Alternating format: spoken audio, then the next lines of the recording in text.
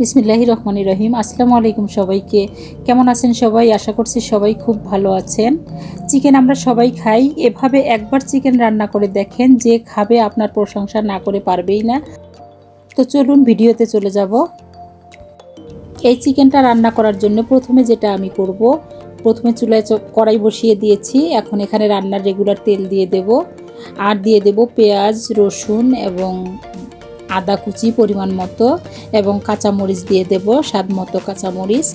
এখানে আমি 6 থেকে 7টা মাঝারি সাইজের পেঁয়াজ নিয়ে নিয়েছি এবং 4টে রসুন খুলে নিয়েছি, আর নিয়েছি এখানে পরিমাণ মতো আদা নিয়ে নিয়েছি, আর কাঁচামরিচ নিয়ে নিয়েছি, এবং একটা টমেটো আমার গাছে পেকেছিল, সেই টমেটোটাও এখানে দিয়ে দিলাম।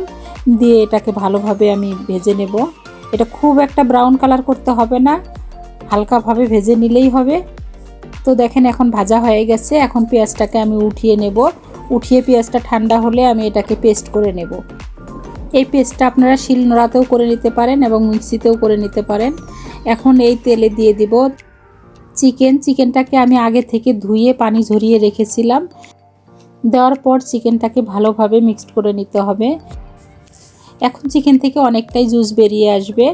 ভালোভাবে চিকেনটা ভাজতে ভাজতে জুসটাও শুকিয়ে যাবে। এখন এখানে অ্যাড করে দিব স্বাদ মতো লবণ। এর সাথে দিয়ে দেব জিরের গুঁড়ো 1 টিস্পুন।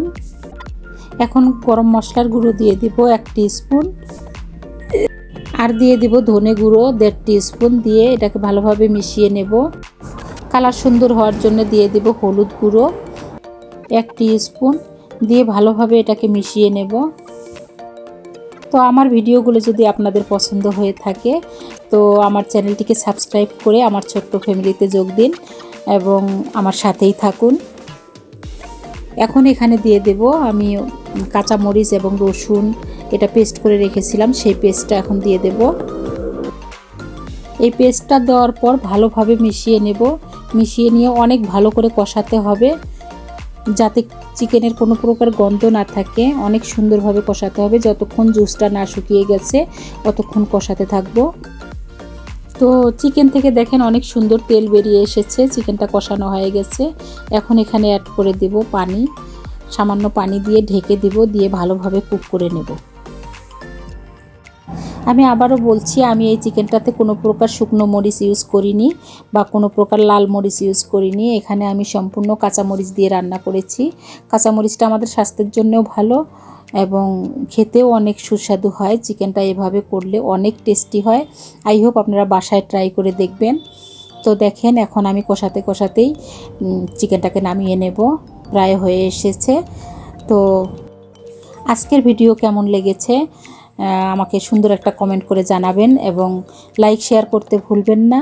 আজকে এখানেই শেষ করব। নতুন আরও একটি ভিডিও দেখার জন্য আমন্ত্রণ রইল। আবার দেখা হবে নতুন আরও একটি ভিডিওর সাথে। ততক্ষণ সবাই সুস্থ থাকবেন, ভালো থাকবেন। আল্লাহ হাফেজ।